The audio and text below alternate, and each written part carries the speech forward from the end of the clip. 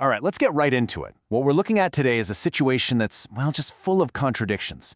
You've got this massive, urgent push for a ceasefire in Gaza, but it's happening at the very same moment that the violence is still raging. It's really a story about high-stakes diplomacy crashing head-on with a brutal, ongoing reality.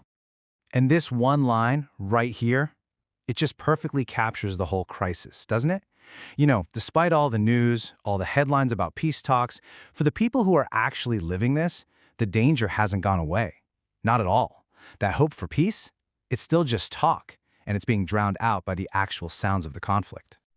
And this slide really breaks down that massive divide. I mean, look at it. On one side, you've got hope. You've got diplomats meeting in Egypt trying to hammer out a deal. But on the other side, you've got the reality. For people in Gaza, the violence is still an immediate, everyday thing. It's like these two worlds are happening at the same time, but they just haven't managed to connect yet. And let's be really clear about something. The cost of this disconnect, well, it's measured in human lives. Gaza's health authorities are reporting that dozens of people have died in just the last few days alone. So while the diplomats talk and the world waits for some kind of breakthrough, the death toll just keeps climbing. That's the tragic bottom line. So let's dig into this gap a little more. What does it actually feel like for the people caught in the middle of this? How do you live with that gap between the official talk of hope and the reality of what's happening right outside your door? This quote is just so powerful because of the emotion in it. You hear this man talking about when he first heard news of a possible deal, and there was real happiness, real joy. But then comes that crushing reality. That feeling of hope hasn't actually changed anything for them. It hasn't made them safer.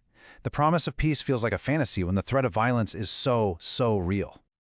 Okay, so to really grasp what's at stake here, we need to zoom in. Let's pull away from the big geopolitical picture and focus on the deeply personal side of this. We're going to look at this whole thing through the eyes of one mother whose story has become a really powerful voice in this crisis. This is Rachel Goldberg-Polin. Her son, Hersh, was an American who was taken hostage and was later murdered by Hamas. Now, despite suffering this absolutely unimaginable loss, she has become one of the most visible, most powerful advocates for getting the remaining hostages released. And her perspective is it's just staggering, really. The amount of empathy here. She actually says, I don't want any of their mothers to be like me.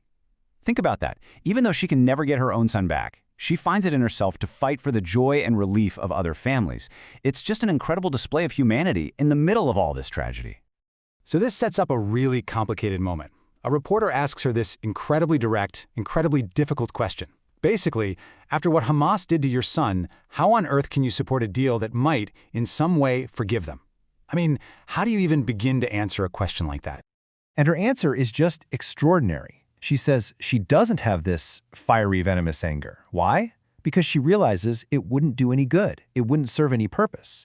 So instead of focusing on revenge, her entire focus is on preventing more suffering and bringing other people's children home.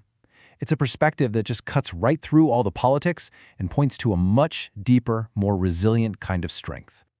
All right, so keeping that incredibly powerful personal story in mind, let's zoom back out a bit. Let's look at the mechanics of the actual deal being discussed. Who's in the room, and what's the plan that they're all working from? So the talks themselves are happening in Egypt, which, as you probably know, has often been a key mediator in the region. And the framework they're using, the foundation for all these discussions, is a peace plan that was first put forward by the Trump administration. Now that's the starting point, but a lot of the really tricky details are still being hammered out right now. And here's a look at who's actually at the table. You've got senior delegations from both Hamas and Israel, of course. And crucially, the United States is also deeply involved. You can see Representatives Steve Witkoff and Jared Kushner, who were key figures in the Trump administration when this plan was first created. Their presence really highlights where this plan came from and that the U.S. is committed to seeing it through. So with all these key players in the room, what's the official word? What's the mood? Well, the public statements coming from the leaders involved have been surprisingly optimistic, actually. They're making it sound like a breakthrough could be just around the corner. For example, President Trump, whose administration's plan is the basis for all this, has been sounding very positive. His take is simple and direct. I'm hearing it's going very well. A statement like that is obviously designed to build confidence and momentum for the talks. And you're hearing that same kind of optimism from Israeli Prime Minister Netanyahu. The report says he's hopeful that he'll be able to announce the release of the hostages really soon, in the coming days. So when you put those two statements together, they're painting a picture of real progress, maybe even imminent success. So this is where we're left. It all comes down to this one fundamental question. On the one hand, you have political leaders talking about how well things are going. On the other, you have the unbelievable pain of families like Rachel Goldberg-Polin's and the constant daily violence the Palestinians are facing. So the question is, can any diplomatic deal, no matter how carefully crafted, ever truly bridge that enormous gap between political hope and human reality? That right there is the unanswered question at the very heart of this crisis.